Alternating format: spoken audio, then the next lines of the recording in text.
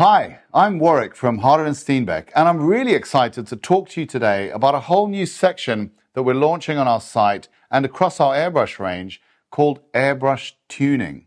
Now, as some of you may know, one of the really cool and unique features about Harder Steenbeck is that we get to swap parts across the airbrushes, and certainly you can use any head with any airbrush. And so there's a lot of cross-compatibility across our old models and our new models and across all of the models in the range, really. And so what we're looking at today is ways that we can exploit that so that you've got options beyond just buying a new airbrush. If you've got an existing airbrush and maybe it's not in the budget this month to buy a new one, and perhaps you want some of the performance that you can see is available from the new 2024 models, then there are pathways to do that.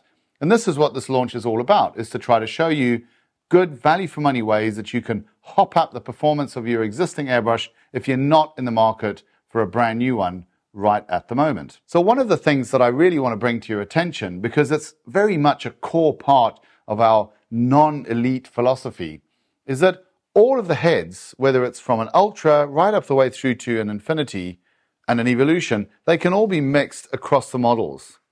Also, the new 2024 heads, they can be used on all of our old models as well. So that's kind of the number one takeaway, I guess, is if you've got one of the older airbrushes and you're just looking for a simple way to hop the performance up, probably one of the best ways that you can do that is by taking one of the 2024 head systems and needle sets and putting that on your older airbrush. Totally compatible, absolutely backwards compatible, no problems with doing that at all. We don't even need to talk about which models fit what and so on, because everything fits everything else.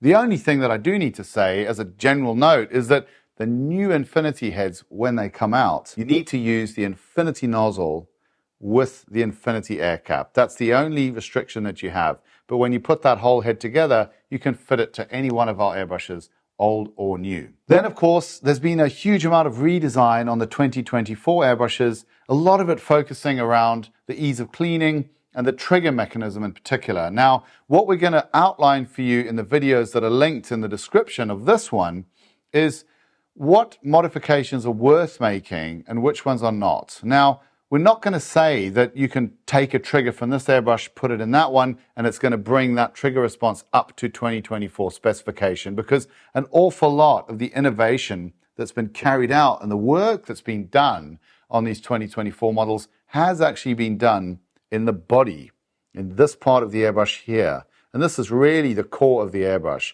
So whenever you're buying bits and pieces and putting them into the old chassis or the old body, you're not going to realize the full benefit of all of the 2024 development. But you can realize certain parts of it. So what we outline in all the videos linked in the description below is this kind of traffic light system that we've put together for you, where we'll look at a certain part and we'll say, does this fit in these other airbrushes? And it'll be a red light if it just doesn't fit. If it's not compatible, can't be used.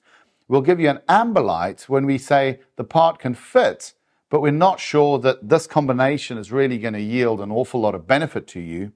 And then we'll give you a green light when it does fit and we think that it offers really good value for money and it's worth doing. And then as a general note, I'd like to give you a little bit of insight into what the philosophy behind the 2024 models is generally. Now, what we know is airbrushing has moved substantially towards, almost exclusively in fact, towards water-borne acrylic paints.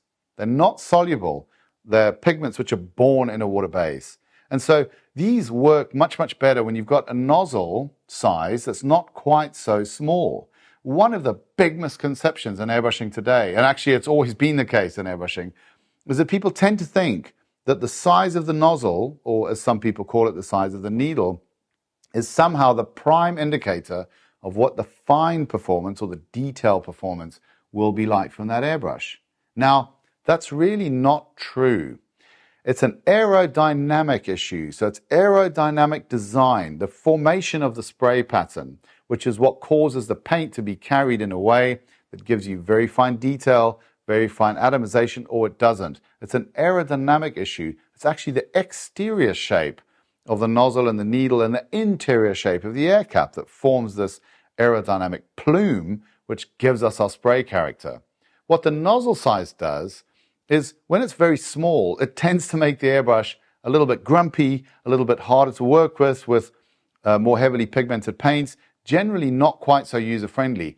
If you can go down the route of having a larger nozzle size, you're going to have an airbrush that's more user-friendly. The parts are going to be more robust. Everything is going to be better. But it does mean that you've got to have some really, really on-point aerodynamic design inside that airbrush to make sure that you still get superior detail from the slightly larger sizes. Now, we've moved up from 0.2 to 0.28, from 0.4 to 0.45.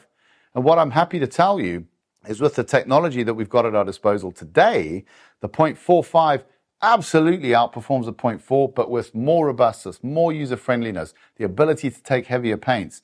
Its detail capability comes very close to the old 0.2.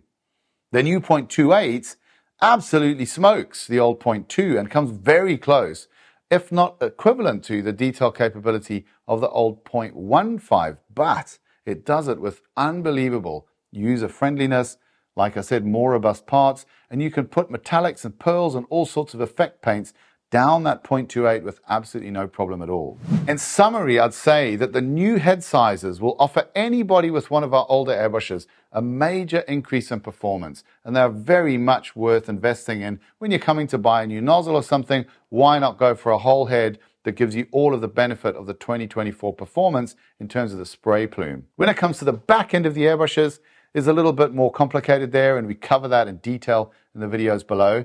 But generally, I hope that you enjoy the new section on our website about airbrush tuning. I hope it gives you a deeper understanding of how you can get the most from our products, whether they're the older ones or the newer ones. And of course, above everything else, thank you ever so much for choosing Harder Steenbeck and joining us here today.